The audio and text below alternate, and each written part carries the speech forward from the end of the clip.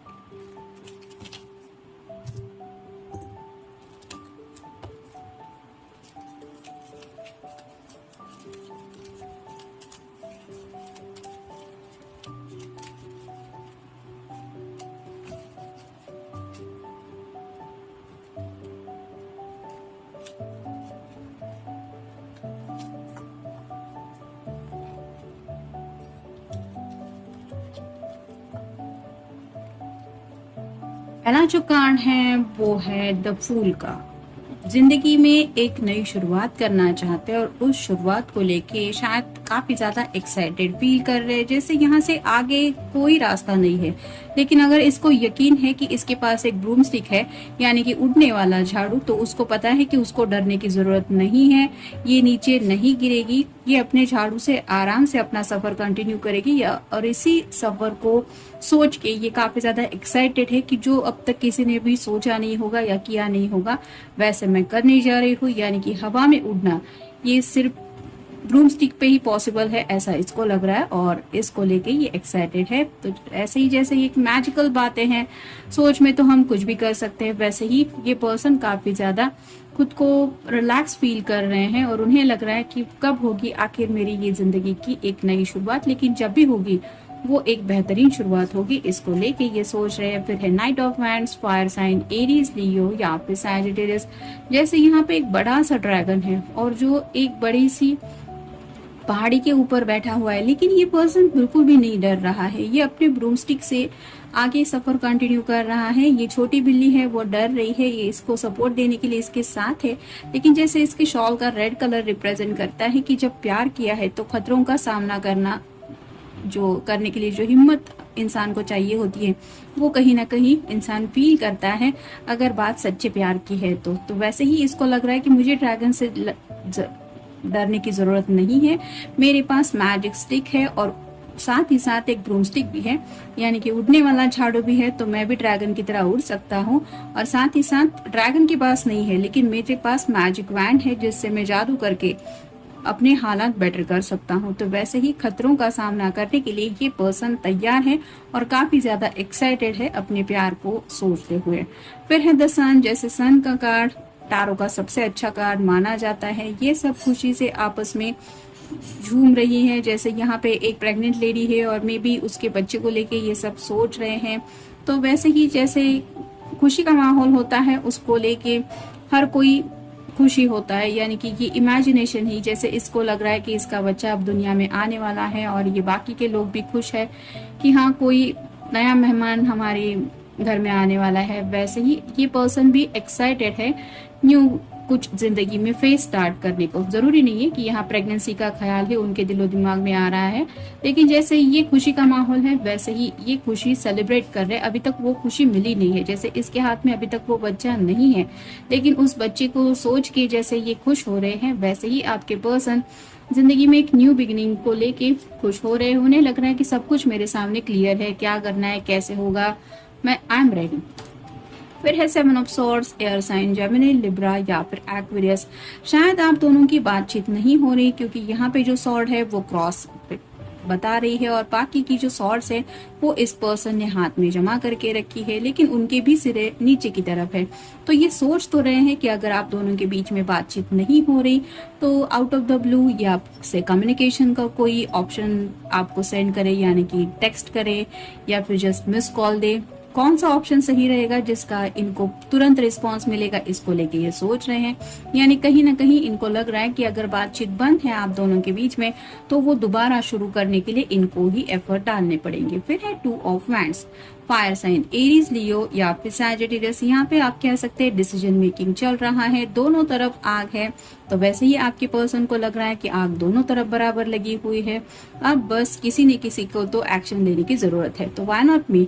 तो आप भी अगर उनके लिए तड़प रहे हैं तो उन्हें लगता है कि अब इनका ही फर्ज बनता है कि पहल ये अपनी तरफ से करे। यहाँ पे भी जो हुड का कलर है वो रेड है, यानी कि प्यार में पूरी तरह से ये सोच समझ के फैसला उठाने के बारे में कुछ सोच रहे हैं।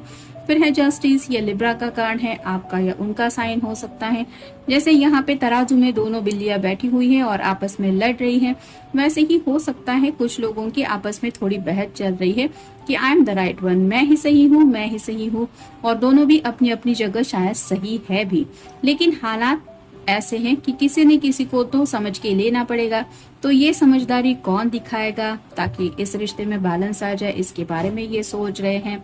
यानी कि कहीं ना कहीं आपकी तरफ से भी उम्मीद कर रहे हैं कि आप थोड़ी समझदारी दिखाएं, लेकिन फिर इनको लग रहा है कि इनको भी तो थोड़ा समझदार बन के बात को समझ के हैंडल करने का एक जज्बा इनके अंदर होना चाहिए, या फिर एक स्टेप ले सकते हैं ये भी। तो ऐसा ही ये सोच रहे हैं कि कौन एक्शन लेने वाला है, आप या ये, और इस बात में शायद कुछ डिसीजन मेकिंग चल रहा है। फिर है 7 of cups, water sign Cancer, Scorpio या फिर पाइसेस। 2 बार 7 आया है तो ये तो आप कह ही सकते हैं कि एंजल्स आर सपोर्टिंग यू। तो यहाँ पे जैसे कई सारी ख्वाहिश है उनके बारे में ये सोच रही है, लेकिन मेन ख्वाहिश इसके लिए इम्पोर्टेंस रखती है वो है अपने दिल की। घर चाहिए, पैसा चाहिए, खाने को कुछ अच्छा चाहिए, बाकी भी कुछ चाहिए जिंदगी में, लेकिन मेन जो है वो दिल का सुकून चाहिए। तो उन्हें पता है कि उनका दिल का सुकून आपके साथ बातचीत करने से सिर्फ उन्हें वापस मिलने वाला नहीं है। तो क्या कर सकते हैं इस दिल के लिए, इसके लिए ये सोच रहे हैं। यानी कि उनको शायद आपको मनाने का कोई ऐसा तरीका ढूंढना है ताकि इनका दिल भी खुश हो जाए। देखते हैं एंजल्स आंसर्स में बाकी के कार्ड्स हमें क्या बताते हैं। देयर इज समथिंग बेटर, तो उन्हें ऐसा लगता है कि कुछ तो वहां पे अच्छा है जिसके लिए ये रिस्क लेने को इतना तैयार है। यानी कि आपके साथ अगर जिंदगी बितानी है और थोड़े बहुत मुश्किलों का सामना करके अगर आपको पाना भी है तो वहां पहुंच के ही वो मिलेगा जो ये जिंदगी में चाहते हैं। फिर है नो, शायद कुछ लोग किसी के आंसर के लिए रुके हुए हैं, या तो आपने इनको मना किया हुआ है या फिर आपके घर वालों ने मना किया हुआ है, या फिर इन्हें लगता है कि ये आपसे कुछ सवाल पूछेंगे तो शायद आपकी तरफ से आंसर होगा नो। अब ये सवाल क्या हो सकता है ये तो मैं नहीं बता सकती, लेकिन उनके दिल में ये डर है कि शायद उनको नो यही सुनना पड़ेगा। फिर है यू आर रेडी, तो कहीं ना कहीं उनको ये भी लग रहा है कि उनके इस जैसे ही जिंदगी में आगे बढ़ने को लेके आप भी तैयार है, यानी कि आपको भी इनके साथ अपनी जिंदगी बितानी है, इसके लिए आप भी अपनी तरफ से शायद कोशिश कर रहे हैं। फिर है रिकंसिडर, तो दोबारा सब बातें सोच रहे हैं और रिकंसिडर कर रहे हैं कि कब कब आप दोनों ने एक दूसरे के साथ ऐसा वक्त बिताया था कि आपने कहा था कि मैं तुम्हारे बगैर जी नहीं सकता, या फिर दोनों ने कुछ एक दूसरे से प्रॉमिस किए थे कि आगे जिंदगी में क्या करना है।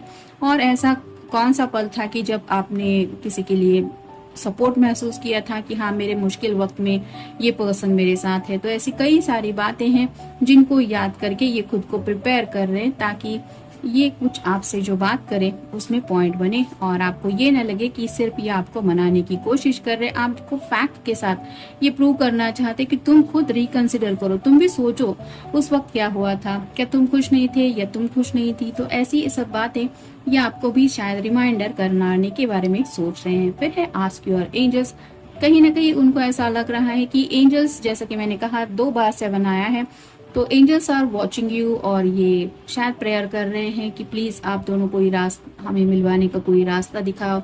तो एंजल्स पे भी शायद ये पर्सन, एंजल्स ऐसा इन द सेंस नहीं, जिनके ऊपर भी ये भरोसा करते हैं, उनकी मदद लेने के बारे में सोच रहे हैं। फिर है चूज अ न्यू डायरेक्शन, तो आपके साथ जिंदगी में आगे बढ़ने को ये बेकरार है और शायद आपको बताना चाहते कि अगर इस एंगल से हम दोनों एक दूसरे के साथ नहीं आ सकते तो कोई नया डायरेक्शन चूज कर दे। यानी कि कुछ लोगों के साथ हो सकता है घर वाले अगर नहीं मान रहे हैं तो उनके अगेंस्ट जाके भी सही, लेकिन आप दोनों एक दूसरे के साथ आने के ऐसा कौन सा डायरेक्शन है, मे बी वो डायरेक्शन आपको बताना चाहते, लेकिन आपको ये प्रूव करवाना चाहते शायद कि इन्हें जिंदगी में अगर आगे बढ़ना है तो वो सिर्फ आप ही के साथ। फिर है कम्युनिकेट क्लियरली, जैसे कि मैंने कहा कि कुछ बातें साफ साफ आपसे करना चाहते हैं, तो क्लियरली आपसे बातें करनी है उन्हें, और आपको सिर्फ बातों में नहीं उलझाना है, आपको कुछ प्रूव भी करना है और वो फैक्ट्स शायद आपके सामने रखना चाहते हैं जो आप दोनों के बीच में है।